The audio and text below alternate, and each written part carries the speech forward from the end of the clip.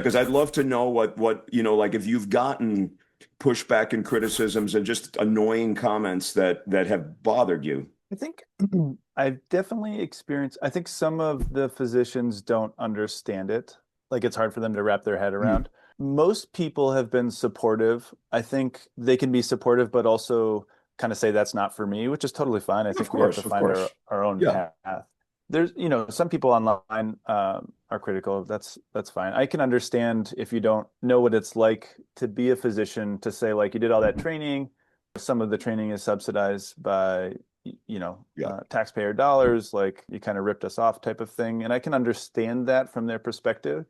But there's also a lot that comes with being a physician. There's a philosopher who talks about transformative experiences. And the hardest part about a transformative experience, which I think medicine is that because you transform throughout the process, you're making decisions for a different person in the future, right? And so the classic example she Mm, uses is like becoming a vampire as an allegory for becoming a parent.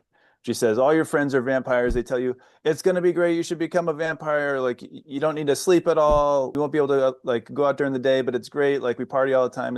But once you become a vampire, you can't go back. And how do you make a decision on whether or not you should become a vampire when you don't know what it's like to be a mm, vampire, right?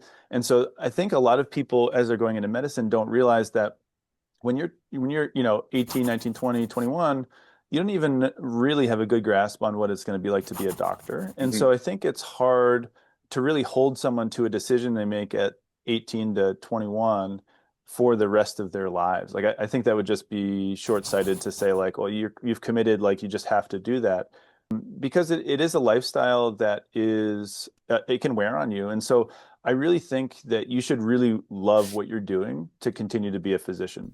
Like, so I almost looked at it as like an ethical thing. Like, I would want my transplant surgeon to be absolutely in love with doing transplant surgery rather than doing it just because they did the training and they like operating, but they don't like the other stuff or whatever it may be.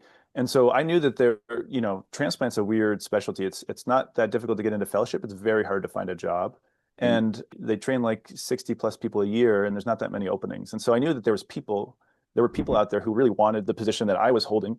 And that position should be given to someone who's very passionate about it.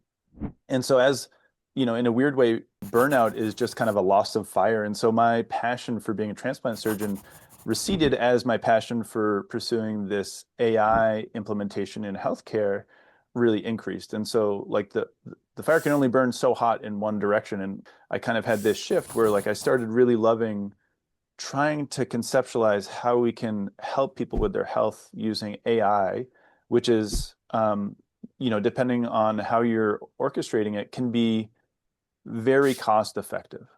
And I'm happy to get into all of that stuff, but it was kind of like a kind of new transition for me, and it just made sense. And so in some ways, like it doesn't bother me if people are critical or anything like that.